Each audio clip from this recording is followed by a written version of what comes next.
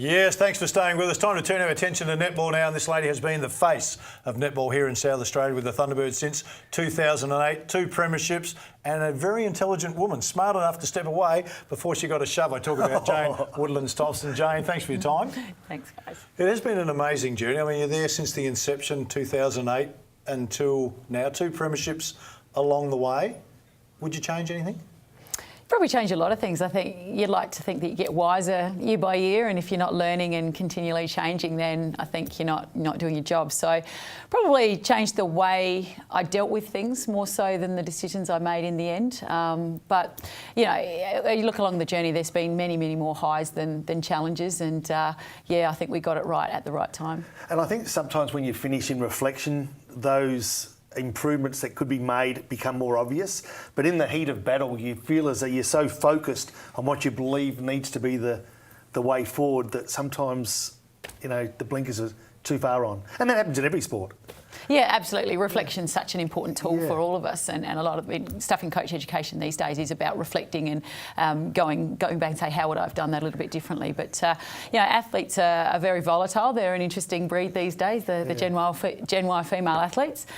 So we've had a few interesting discussions along the way, but on the whole, they've been wonderful. They've really taught me a lot about myself and my coaching, and to have that opportunity to take the club from nothing in terms of it was the foundation year and nothing at all was in place for this professional or semi-professional league to where we are now, with a terrific culture, a good record of success, I think league record of wins in a row, and you know, maximum viewership out of all the teams. Yeah, we've done a good job. Jane, I talk to coaches all around the world. I've been fortunate to be in a position to be able to do that. They all talk about how much better they were at the end of the journey of coaching to how they were at the start, yet more people are critical of them at the end than they were at the start. It's an amazing journey, isn't it? Yeah, it goes full circle, doesn't it? Yeah. And definitely better at the end. I think the knowledge you get, some of those close losses as well as the big successes and the challenges along the way make you stronger and more wise. And at the start, I think you have that enthusiasm and you can leap into things a little bit more. I think at the end of my journey, I was a little more reflective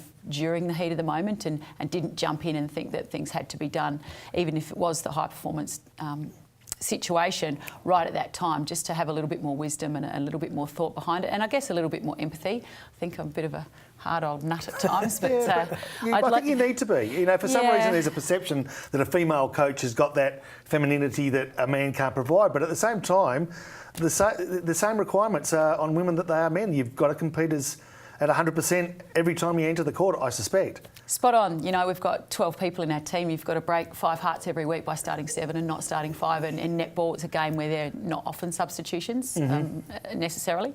So you've got to deal with that fallout every week, and it's all very rosy pre-season when everyone's rotating. But it's those difficult conversations, and it's those, you know, those kids that might be just that little bit behind an international that you have to keep finding the best way to communicate with them and keep trying to get the best out of them at training and in other ways. But yeah, that certainly takes you out. All right, that's a tough one, week by week, telling players whether they're in or out. What about at the end of the season when you've got to sit and tell the player that they're not coming back?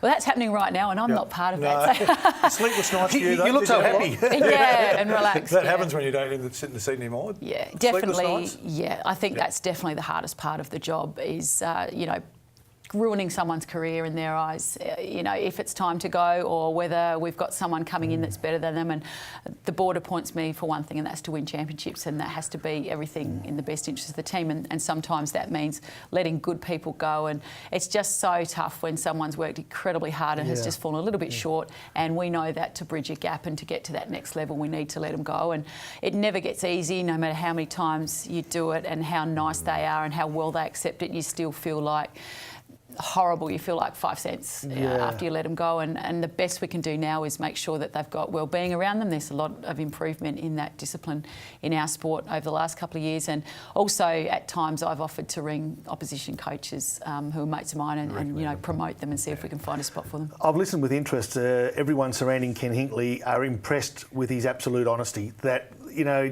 if nothing else, even the bad news is absorbed because they feel as though it's real. Is that what you found, or was it hard to be, and I ask you this too, Phil, is it hard to be absolute honest with them during the course, or do you try to soften the blow in some way as a coach?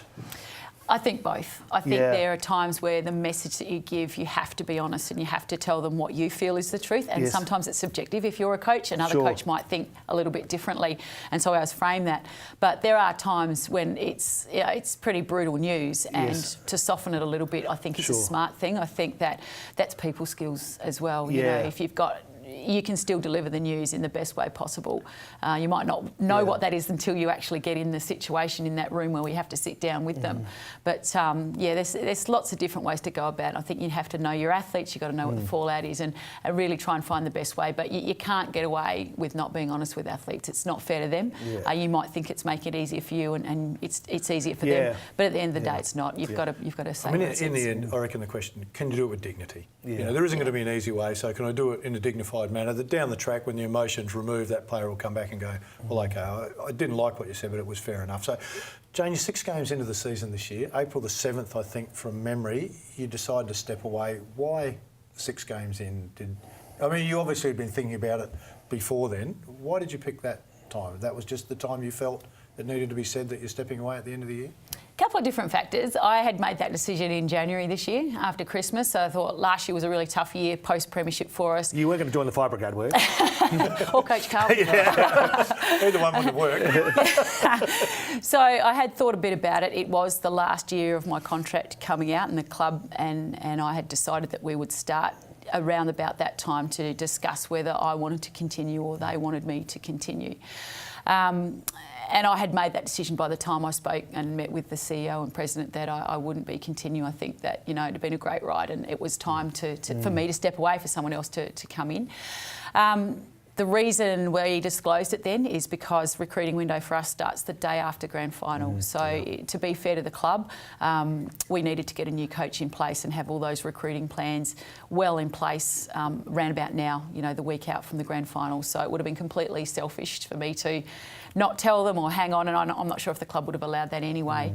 But whether they wanted to go to market, whether they wanted to reappoint me, it didn't really matter. I thought it was the best decision and they appreciated my honesty, and we tried to manage it in the best way possible. I think the hardest thing was telling the girls. I think I was okay with everything after that, press conferences and so on, but just telling the players, I think we had 12 sets of tears, and then I ended up in tears as well. So I think when you put so much into it and you have those relationships and you spend so much of your time together, it's a big thing, and a lot of those girls have come in and done really well at our club, and you know their future's a little bit uncertain, so I think a little bit of uncertainty for them has made it quite hard.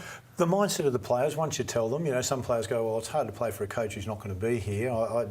Did you sense that fractured the group a little bit? I mean, everything you said was the best thing to do, no question, but sometimes the best thing leads to something that is just hard to control. Did you sense there was any of that or none of that? You think the girls bought into you leaving, or sometimes it's hard as a coach when you're not going to be there to get your message across all the time? Absolutely. I think there's not 1 second that we didn't go out there to win every game for winning's sake. And you know, there was a lot said about Lee Waddington's last game in the last round, my last game, and that they were doing it for us in part and all that sort of stuff. I think the big distraction was what's next. I mean, I was the only person that knew what I was doing next year. We have 9 out of contract, which is a big number in a team of 12. So I think, you know, them trying to estimate and calculate who might the next coach be. Are they going to want me, particularly the fringe players? Do we need to move back home? Is the import, you know, going to stay, or does that, you know, completely upend their life next year? So I think it created a lot of instability, as well as I think management handled it. Our CEO did a terrific job in communicating with the players, keeping them updated. But it was tough, there's no doubt about that, and I think there are a couple of games that were really affected when, you know, the new coach was being announced, and of course Dan Ryan, our assistant coach, was an applicant, and I think that was incredibly tough on him and on the players. They didn't know if he was going to be it or not, and so a lot of instability. But looking back now, I don't know if we could have done it any other way. I think we needed to say, OK, we weren't in a great position at that point in time. Let's salvage what we can for this season and let's get it right with the new coach in place and recruitment for 2016. Well, 8.5 minutes doesn't seem long enough to get across 8 years, Jane, so we'll have to get you back in again. But we need to get to a break here for one of our sponsors, Jane. We wish you every success in what endeavour comes. Thanks so much. All right, we'll take a break. Back with more in a moment.